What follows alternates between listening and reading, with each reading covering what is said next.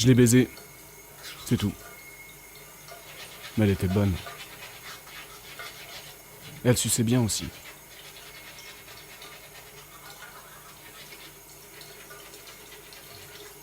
Où est-ce qu'on s'est rencontrés déjà? Sur le net, je crois. Elle venait chez moi, on faisait notre petit manège pendant 1 heure ou 2, et ensuite, elle repartait.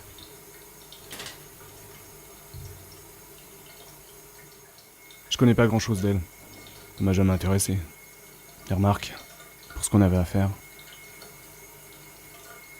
Un jour, elle m'a dit qu'elle aimait les filles. Ça m'a excité. Elle me murmurait ses délires à l'oreille. Et moi, je bandais comme un damné.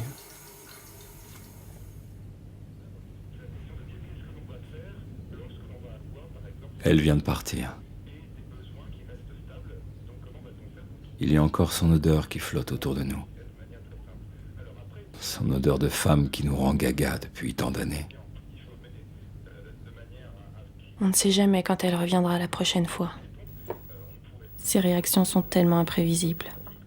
Mais on l'attend comme d'habitude, sans rancœur. Mais elle s'en fiche. Pour elle, c'est pas important.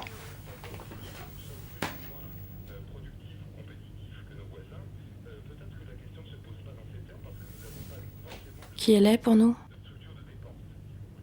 Bonne question. Un mirage. Notre furtif cadeau du ciel. Notre passion inépuisable, indélébile. C'est elle qui a écrit ces mots. Pour nous. En souvenir. Pour ne pas oublier.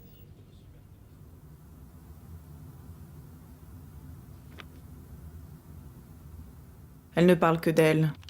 Moi, moi, moi. On a l'impression que tout le monde lui doit quelque chose. Elle est toujours agressive, hystérique. Une folle, quoi, comme tous les Slaves. C'est un vrai bulldozer affectif. Toujours ces histoires de fesses, d'une cruauté en plus. Je sais pas comment elle fait pour passer d'une aventure à l'autre sans la moindre transition. Sincèrement, je préfère être à ma place.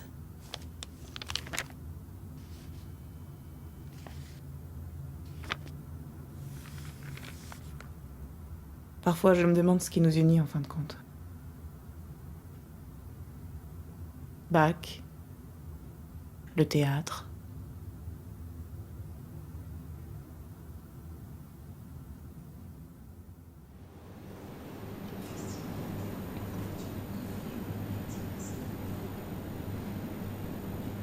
Souvent, je relis ces phrases.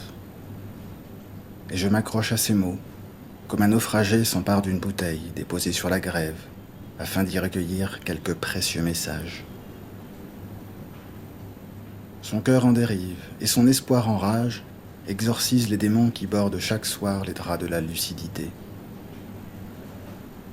Plus que tout, sa sincérité et la clairvoyance de ses sentiments, dans ce siècle où les hommes n'ont plus le courage d'aimer, me donnent la force de relever la tête et d'aller nu, sans peur, chercher des pétales de rose que le blizzard sauvage a figés dans les glaces qui fondront bientôt. Je la remercie d'être en vie, cette vie qui est la sienne, et qui contribue à changer ce monde, simplement puisqu'elle est là.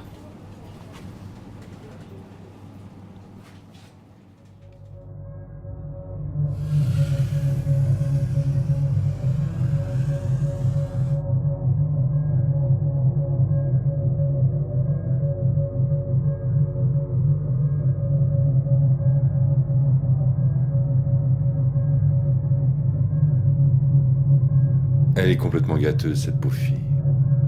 Elle est trop sur moi avec ses sautes d'humeur constantes et franchement les cyclotimiques j'ai donné, merci. Elle m'aime trop.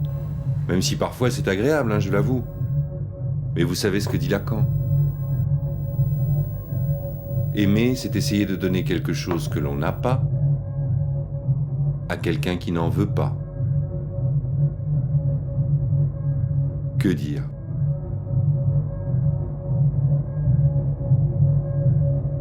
Elle m'a toujours pompé l'air. Le mieux, ça aurait été d'arrêter tout de suite.